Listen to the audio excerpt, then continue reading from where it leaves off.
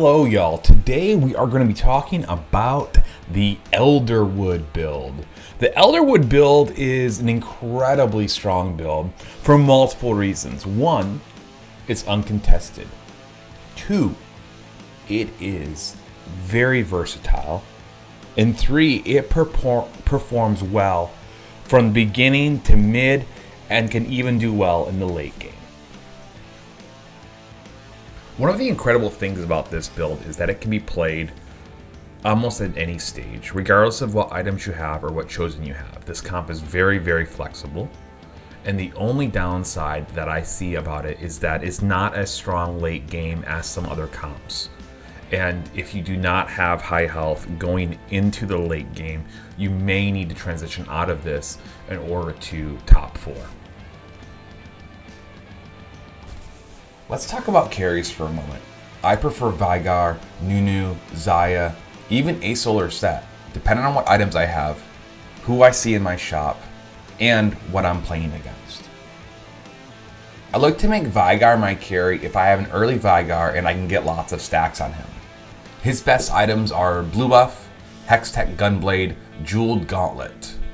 Other acceptable items are Hand of Justice, Death Cap, or even Guardian Angel. I look to make Nunu my carry if I get an early spat or if I go into a heavy damage lobby. His best items are Hextech Gunblade, Warmongers, Bramble, or Dragonclaw. Dragonclaw or Bramble depends on the lobby as to which is better. You can also get a Mage Spat, and that's definitely a good item on him. Other acceptable items are Rapid Fire Cannon and Titan's Resolve. Next, let's talk about Xayah as your carry. I usually look to have Xayah as my carry if I haven't gotten a couple of 2-star Nunus or Veigar, and I have some extra swords.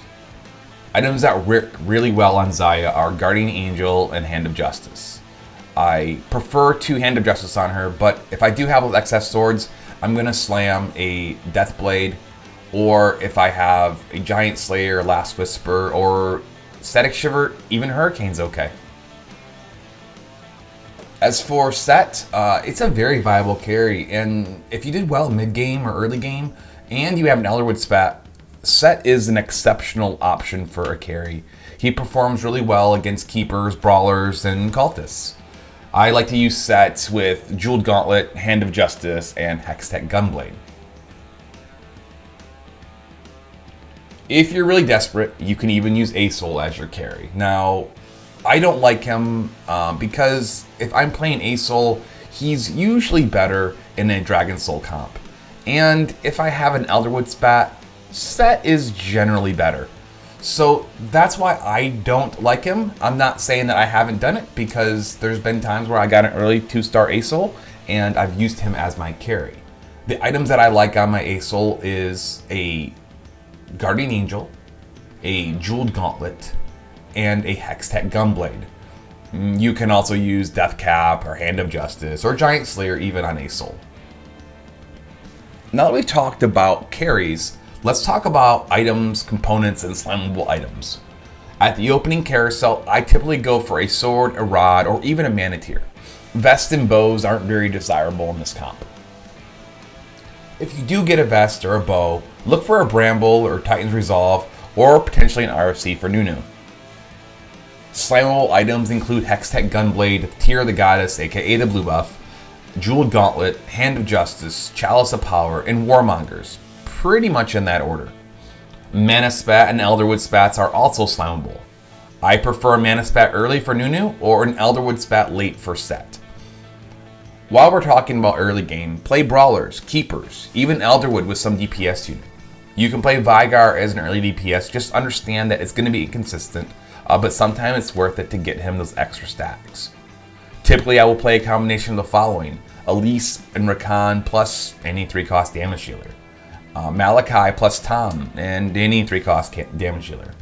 When I talk about 3-cost damage dealers, we're talking about Akali, Shyvana, Nico, Veigar, Kennen, even Darius, though he's probably the least valuable. Use this 3 costs as an item holder for your carry to be determined later. As for your chosen, be flexible here. Anything that improves your board is good. You're going to replace it later, so don't worry about it too much. Even if you get an Elderwood Malachi, you're going to replace it later. Don't hang on to it. As you transition into mid-game, try to get 6 Elderwood as soon as possible, as this is going to give you a big power spike and let you continue to win or potentially turn things around. If you have an Elderwood chosen, you should have no problem getting 6 Elderwood by level 6. If you don't, you may need to wait till level 7. At level 6, or sometimes as late as level 7, I will sell my first chosen and look for a new one. There are a lot of factors that go into when I sell the first chosen. If I'm going to be re-rolling, I usually sell my chosen. If the chosen is providing little to no value, for example, if I have a Malachi Brawler chosen with Nunu as my only other brawler, so I have a 3 out of 2, right? And then I have another Malachi on my bench. It's an easy choice to go ahead and sell that Malachi Brawler chosen and put in the extra one I have on my bench. I lose little to no value. Or perhaps I've also got the lobby and I don't need it. The final time is that perhaps I've lost my win streak and I'm currently very healthy. That's another good time to sell that chosen. Really, the only time I don't want to sell my chosen is if they are crucial to me winning and I'm currently on a win streak, or I'm broke and I don't have any gold to roll. Speaking of being broke, in this comp, you don't need to rush 8. In fact, it's often better to roll at 7 to get 3 stars. Rakan, Lulu, Vigar, Nunu. Going 8 does increase your chance on getting Set or Ornn. However, if you had a really good early game and have a lot of health, it might be worth it. If your early game was bad, don't level, re-roll, and play for 4th. Okay, Panda, I got it, but can I win with this comp? You absolutely can win with this comp. It does usually require an Elderwood or Mage Spat, and keep in mind, you're not playing this comp to go first. You're playing it because it's consistent, easily forceable, flexible, and when played right, is almost always a top 4. To this point, we've heard a lot about what makes this comp strong. What is it weak to? Well, given the comp is strong because of the Elderwood passive, if there are several Last Whispers in the lobby, it might be wise to pivot from this comp into maybe a pure Brawler or Keeper. Last Whisper reduces armor, making the passive we get from Elderwood less valuable.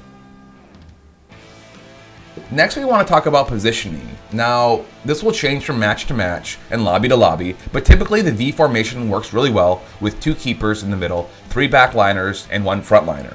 So, mid-game it usually looks like Malachi in the front and Rakan and another keeper in the middle, and then Vigar, Lulu, and Nunu in the back for me. And that's typically what I run. If I have an Annie, I will put her up front for my 3rd mage, but typically that's kind of what it looks like for me. Thank you all for watching.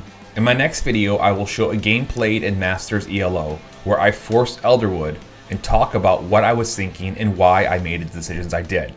So please subscribe, and if you ever want to see me live, my streaming schedule is below, as is my Discord link. I hope that you're able to take the tips in this video and climb to your next rank. Have a great rest of your day, y'all.